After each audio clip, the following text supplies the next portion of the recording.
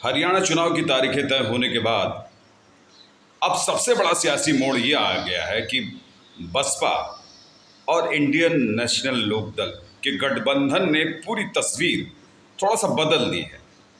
हवा चूंकि अभी भी हरियाणा में बीजेपी के खिलाफ है। बीजेपी भले आत्मबल का दावा कर रही हो, भजन लाल शर्मा जी इस पर अपना दावा कर रहे हो, लेकिन जहाँ तक है लोकसभा चुनाव ने ही पूरा साबित कर दिया है कि मतदाता कहाँ जाना चाहता है।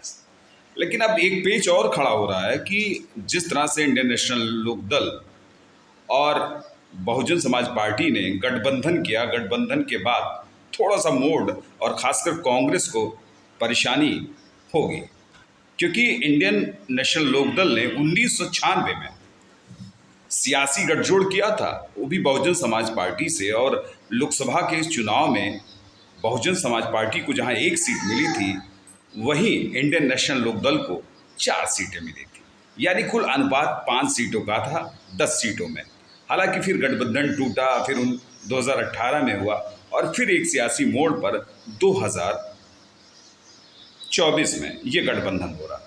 हालांकि कांग्रेस को सबसे बड़ी बात यह है कि कांग्रेस ने किसी लीडरशिप को आगे नहीं किया, क्योंकि वहाँ पे ही 2-3 ग्रुप चल रहे हैं, जिसमें भूपेंद्र सिंह हुड्डा है, तो शैलजा कुमारी, और इसके बाद तीसरा नाम भी आता है, और तीसरा नाम के साथ ये पॉलिटिक्स जुड़ती है। लेकिन कांग्रेस को दलित वोटों की संख्या और जाट वोटों की संख्या ज़्यादा मिलने की उम्मीद थी, लेकिन चूंकि अब जाट यानी जो इससे पहले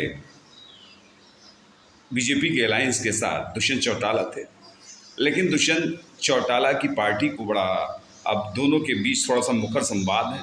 अगर गठबंधन से भी, गठबंधन के दोनों अलग हैं, लेकिन अब चूंकि इस समय जो भूमिका अब की बन रही है, दुष्यंत चौटाला गठबंधन मुख्यमंत्री रहे, लेकिन देखते हैं कि दुष्यंत चौटाला पिछला प्रदर्शन 10 सीटों का था विधानसभा में, क्या वो प्रदर्शन दोहरा पाएंगे?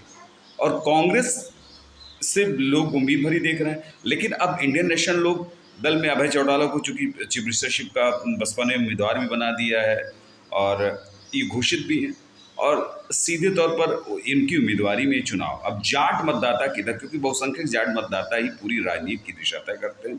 माइनॉरिटीज़ का वोट ठीक सेकुलरिज्म जहाँ उनको महसूस होता है कि हम सुरक्षित हैं उन दलों, यानी कांग्रेस की तरफ जाना पसंद करेगा, या फिर अब जो सियासत का दूसरा मोड़ है खासकर इंडियन नेशनल लोकदल के पास जाना पसंद करेगा। लेकिन अभी भी सियासी रूप में कांग्रेस आगे चल रही है।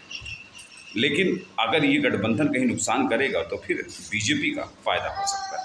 हालांकि सियासत कुछ भी हो, लेकिन बसपा को कितना रंग मिलता है और बसपा के सपोर्ट में अभय चौटाला क्या सही साबित होते हैं, अभी तो चुनाव उठने दीजिए, इसके बाद पता लगेगा।